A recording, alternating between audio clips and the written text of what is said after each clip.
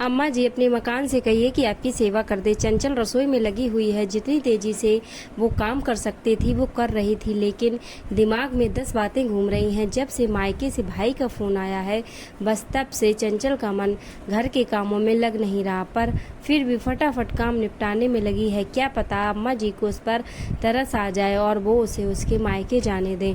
पति रघु से भी उम्मीद की थी कि वो अम्मा जी से बात करे, पर अम्मा जी के आगे उनकी चलती कहाँ है। अम्मा जी के आगे चलती किसी की भी नहीं है। जब उनके पति की ही नहीं चली तो बेटा तो दूर की बात है। पहले ससुर जी भी कपकपाते थे, अब उनके सुधारने के बाद बेटे की क्या बिसात। अम्मा जी में ना तब बदलाव आया था ना अब बदलाव आया है। अब तो वो पहले से और ज़्यादा मुखर हो चुकी हैं।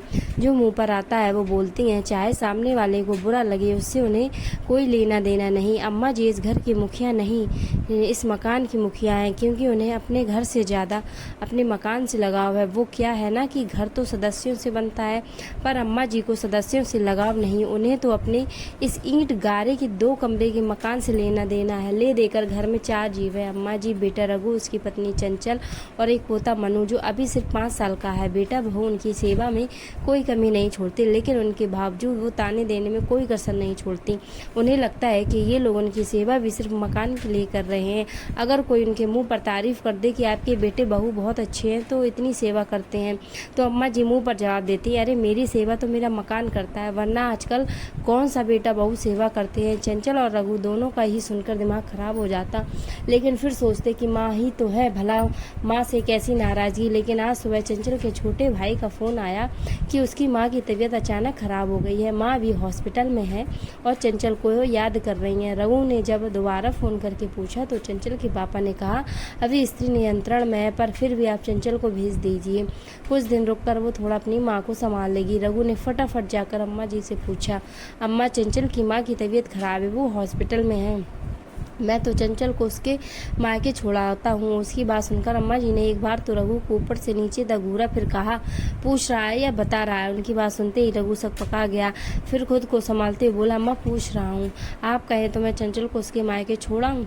अब वो उसकी माँ की तबीयत खराब है तो घर में एक औरत का होना ज़रूरी है, और आप तो जानते हो उसका भाई तो अभी छोटा है, उसकी शादी भी नहीं हुई, ऐसे में चंचल सबको संभाल लेगी। अच्छा, और अपने घर का क्या, यहाँ काम करने के लिए कौन सी नौकर चाकर लगे हैं, बताएगा मुझे। अम्मा अभी भी रघु को घूरते हुए अपनी बात कही जा रही थी, पर अम्मा ऐसे में चंचल का वहाँ होना जरूरी है ना।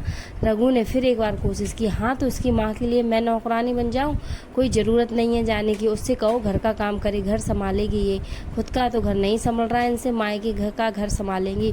उसके आगे रघु कुछ कह नहीं पाया। चंचल चुपचाप रसोई में अपने काम में लग गई।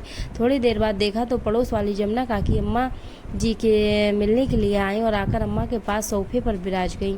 और भौजी जी क्या हो रहा है, आजकल तो नज़र ही नहीं आती हो, लगता है बहू से बहुत सेवा करवा रही हो। अरे काहे की सेवा, आजकल की काम चोर बहुओं से कोई सेवा होती है क्या, बस मायके जाने के लिए ना कह दो तो मुंह सूज जाता है। अरे क्या हो गया, चंचल तो ऐसे है नहीं भौजी, वह तो आपकी बड़ी सेवा करे है, वो क्या मेरी सेवा करेगी, मेरी सेवा तो मेरा मकान करता है, इसी के लालच में करती है सब कुछ, वरना आज निकाल कर बाहर करे मुझे। अम्मा जी ने तुनकते हुए कहा। ये बात अंदर चंचल को भी सुनाई दे रही थी। एक तो पहले से ही दिमाग खराब हो रखा था, ऊपर से अम्मा जी की एक बात ने आग में घी का काम किया। चंचल सीधे कमरे से बाहर गई और जाकर सामान पैक करने लगी। थोड़ी देर बाद जब जमुना काकी अपने घर चली गई तो चंचल अपने सामान के साथ बाहर आई। उसे देखते ही अम्मा जी उसे डांटती, बोली, कहाँ जा रही है तू, अभी सुबह तो मना किया था तुझे। अम्मा जी, मैं अपनी माँ के पास जा रही हूँ, अपने मायके, मेरी माँ को, मेरे पापा को मेरी ज़रूरत है। मायके जाने से पहले याद रख, तू इस घर की बहू है, इस घर का काम कौन करेगा, रोटी कौन तैयार करेगा।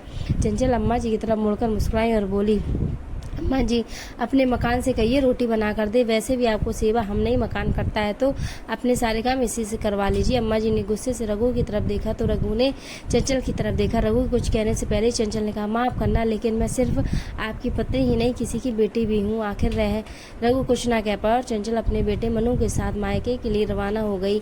अम्मा जी गुस्से से रघु को बोले, तू रोक नहीं सकता अपनी पत्नी को, कैसे जवाब देकर चली गई, यही सिखाया है उसकी माँ बाप ने।